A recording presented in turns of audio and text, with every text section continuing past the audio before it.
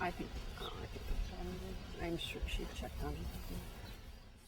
I thought it was odd, just odd, because I don't know what a horse could teach us. I knew the concept, but I didn't quite know what the day would look like or what the activities would be, so I just came completely a blank slate. Honestly, I'm skeptical, or I was skeptical, and I haven't grown up around horses like on a farm, but my dad has kept horses, and I've been around them from time to time, to the point where I look at them as individual personalities, but also in a fairly utilitarian manner. This is Digby, he goes, and Spanky and Maggie. So these three in these three stalls. So because humans are herd animals, you can learn so much from horses because they are very smart. They're the smartest of the herd animals. And they are, again, the communication is all nonverbal. So he said it provides a great lab for a human to learn all of the nonverbal dynamics of their leadership or of their behavior that you won't learn any other way. So that I was intrigued by that notion of the herd and had never thought of humans as herd animals. I had thought of us as clearly people that could follow leaders, but I pretty much thought about it as an intellectual exercise, and frankly had never really occurred to me that we followed driven by other things besides just someone's elected position or some intellectual belief. And when we do safety, yeah. Hold them. Okay. I didn't have any familiarity with horses other than, riding as you do as a child and you're taken to ride a pony or a horse. But I did not grow up around horses, so I was an open book. I really had no idea what to expect. Yeah, and if you're not comfortable with them, if they're coming over and putting their mouth and kind of going like that, if you're not comfortable, it's just fine to move your head away. You don't want to slap it. You just want to, here's my space. Yeah. So one thing we will be doing with this work is teaching about energy, and there's something about moving energy that really signals another being what you want.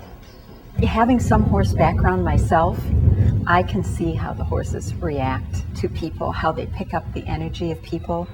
And so for me, it made perfect sense. Talk about being a reluctant leader. Who's the reluctant leader? Hello? Where are you going? Nowhere. Where would you like to go? Where do you intend to go? Well, right this minute. Well, with your business. Okay. Okay. With you. You want to come up here? Well, for me, Attention on up here. I've been doing the internal struggle of how am I going to take my business to where it needs to go? Am I the person to do this? I feel completely inadequate. I don't know if I can do this. And that's been whirling around in my head for months and months. Where do you want to go? And that's the question that was posed to me when I first started the program. And so when I went out there to get my horse and harness him and lead him to the front of the barn, he would not budge. he would not move. I was not in a position to lead him anywhere, or anyone, even myself. And that just came through crystal clear that I didn't know where I was going. So how the heck could I lead this horse? It was like, I'm not following you, lady. You don't know where you're going. So that really stood out in my mind.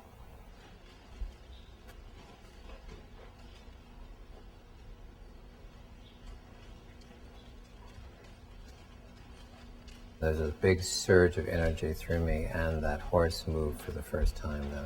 So it was just instantaneous, the connection with myself through to this horse and then accomplishing the objective for that exercise. So it was startling for me. The horses don't have any agenda. Their agenda is just to be, so they're out there and they're just sniffing and trying different things, and they just pick up on energy. And so they do a read. If the words are consistent with the energy that's inside of someone, then they're right there. They're interested, they're excited. And if they're not, then they sort of just turn their backs to you or walk away or butt you in the head or something. So it's amazing. what a great feedback. They're great mirrors for us if we can learn to read that. Notice that you guys kind of fell into where you're, what you're good at, and how that connected you as a team, and how that just worked for him. It was so congruent for him. It didn't take that much work to escape my skepticism and watch what was going on. Because even though I've been around horses, I've been stepped on them, I've been kicked by them and so forth, what was done here today is a different environment and a different context in dealing with them than merely saddling one up to go out for a ride. And in that sense, when the tools are taken away, you got to listen a lot more to the horse, and that's where the learning seemed to take place. Instead of me panicking and thinking I'm not a good leader, the horse doesn't even want to follow me. It maybe wasn't that, it was, you don't know where you're going, you need to step back. It doesn't mean you're not a good leader, it doesn't mean you don't have what it takes perhaps, but that you really need to focus a little bit more. So I liked hearing that. Instead of, you're a complete failure, you can't even lead a horse. I think it would reinforce the need just to be open to different kinds of ways to learn. I mean, you can do the book learning, you have learning through experiences.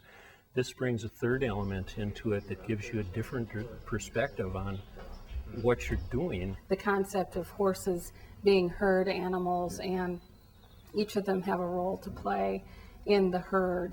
You translate that to the business world and say, what are the gifts of the individual participants in the team, and how can we best utilize all of those gifts? No single person stands out for any long period of time. Everybody steps in and does what they're best at, and then the collective is greater than the individual. And so it's really a metaphor for teamwork going forward, and I really know that I'll use that going forward. The strength of that sort of intuitive or limbic reaction that a horse has always is demonstrated pretty strongly. And today we saw it in the team exercise, and we all commented on how you could just see the seamlessness of that team's direction showing up, and Digby turned right around and reacted to it without any hesitation. As somebody trained in law and trained in language, to be involved now in the body and moving in a new way in leadership is a big frontier for me. Equine guided education, equine guided coaching really offers a level playing field to everyone. People who are experienced horse people come in and experience this work from a whole different perspective. So their horse experience doesn't necessarily give them a leg up. And people who have never had horse experience come in and sometimes find strengths in themselves that they didn't know they had because they've never had it reflected back that way. So it gets people out of their offices, out of their paneled rooms, into a really level playing field that's not something they're used to. And I think that's a real advantage of this work.